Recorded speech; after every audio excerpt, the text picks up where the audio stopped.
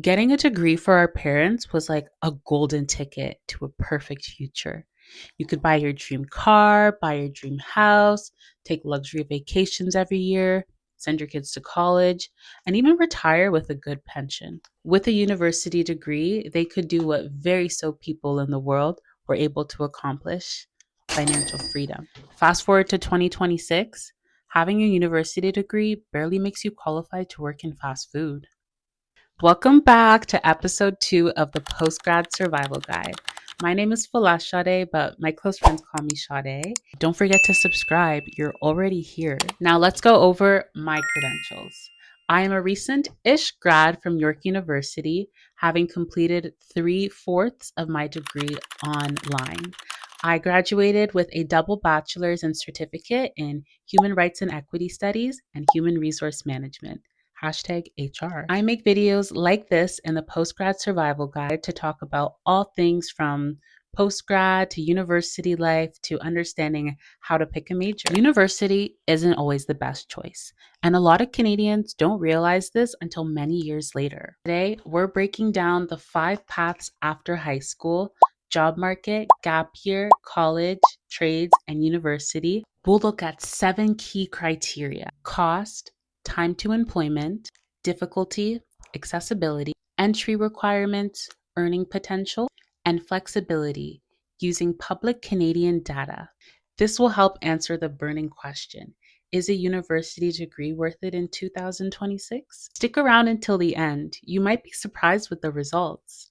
Quick disclaimer: nothing here is a ranking or guarantee. These are averages based on Canadian data meant to help you make comparisons, not to tell you what to do. Your province, your career goals, your personal finances may change your result. This video uses public Canadian education and labor data summarized into a comparison framework. Scores are averages, not guarantees. My resources and data sources include the following. All right, so let's get into our scoring sheet. This is how we will be ranking each of our post-secondary options. We're using a scale of 1 to 5, with 1 being very poor and 5 being the best. Without further ado, let's get into it. All right, first up, let's start with university. University is an academic, theory-heavy education, which is usually about 4 years. This leads to a bachelor degree and is required for many professional careers. For cost, it gets a 2. High tuition, high living costs, and debt is very common. Time to employability, it gets a 2. 4 to 6 years before your full earnings are possible.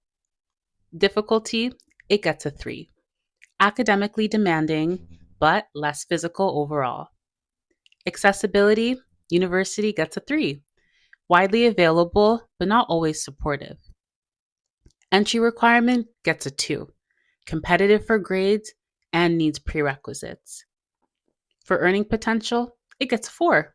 High in certain fields, but uneven overall. And lastly, for flexibility, it gets a 3. You can switch majors, but it's costly and slow.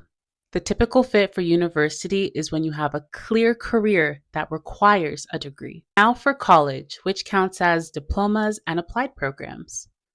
What it is a shorter, skilled-focused program aimed at specific careers. The duration is anywhere from 1 to 3 years. For cost, it gets a 4. Lower tuition and less debt compared to university. Time to employability, a 4. Faster entry into the workforce. Difficulty, it gets a 3. Practical, but manageable. Accessibility, college gets a 4. More flexible entry and flexible schedules. Entry requirements, college also gets a 4. Lower grade thresholds and less prerequisites. Earning potential, 3. Solid, but often capped. And lastly, flexibility, it gets a 4. Easier to pivot or stack credentials. The typical fit for college are practical learners who want faster employment. Next is trades and skills. Trades are hands-on training with apprenticeship, certifications, or licenses, which are often paid while learning. For cost, trades gets a 5. low tuition and often paid training. Time to employability, it gets a 5. Work and earn quickly. Difficulty gets a 4.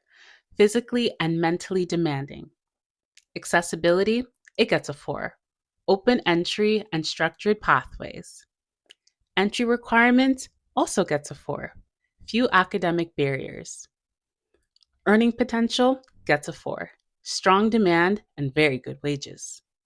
Lastly, for flexibility, it gets a 3. Specialized skills makes it harder to pivot.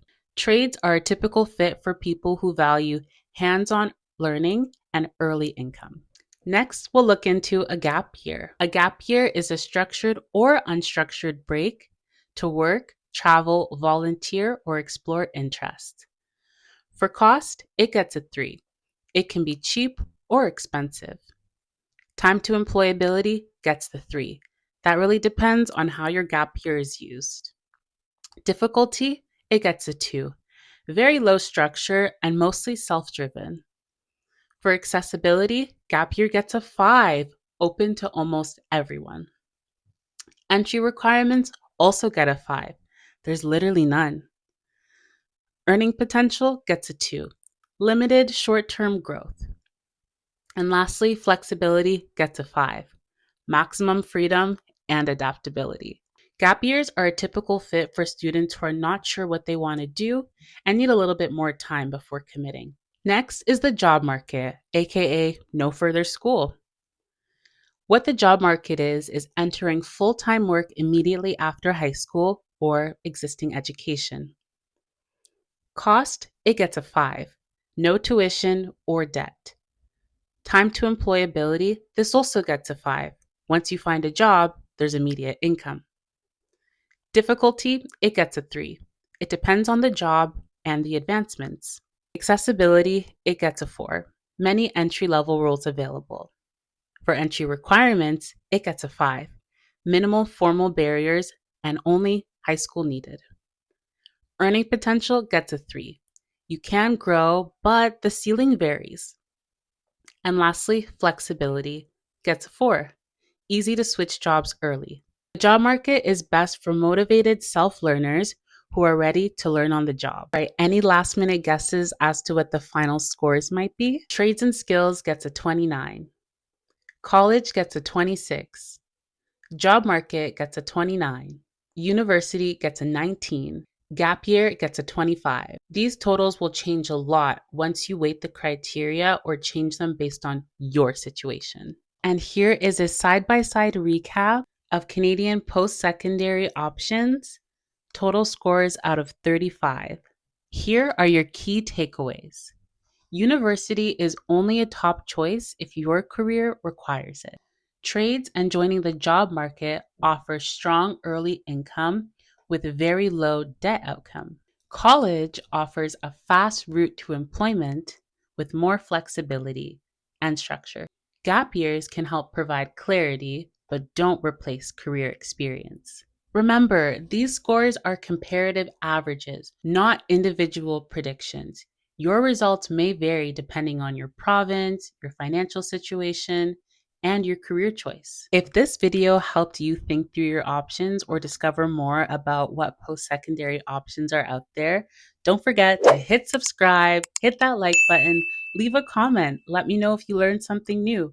And don't forget, hit the bell so you're notified every time I post a new episode on the Post-Grad Survival Guides. In our next episode, we'll be discussing I just graduated. What do I do now?